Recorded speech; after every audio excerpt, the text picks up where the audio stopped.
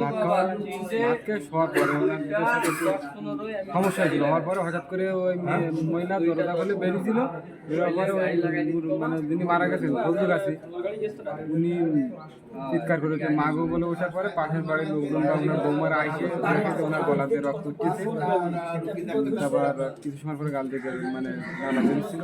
সময় আমাদের কাছে ফোন ছিল বাজারে, আমরা ডাক্তার নিয়ে আসলাম, ডাক্তার মৃত্যু ঘটেছে। যে হত্যাটা হইলো, এই হত্যাটা কিভাবে হয়েছিল, আসলে কি ঘটেছিল, কি আসলে মূল ঘটনা? ওনার প্রথম স্ত্রী মারা যাওয়ার পর দ্বিতীয় বিয়ে করার পরে ওনার প্রথম স্ত্রীর 5টা সন্তান, তাতে 3 জন প্রতিবন্ধী, তাতে 2টা বিয়ে হয়েছে আর 2টা মেয়ে পাগল আছে। একটা ছোটো মেয়েটা পাগল, উনি বিস্কিট নিয়ে আসছিল বাজার থেকে কিনে, বিস্কিটের সূত্র করে পাগল হয়েছে। আপনারা আইনগত কোনো ব্যবস্থা নিয়েছেন? আমরা ওই আইন কয়টা থানা পুলিশের করছিলাম, তারা সাথে সাথে যাওয়ার পরে আমরা রাত আনুমানিক রাত 12টার পরে ওই আসামি ধরছি, ধরে অন্ডকোষ চেপে যে হত্যার ঘটনাটা, এটা আসলে কোন সময়ের ঘটনা? এটা ঘটছিল আনুমানিক 8টা থেকে 8:30টার ভিতরে। আপনি কি আমার দাদা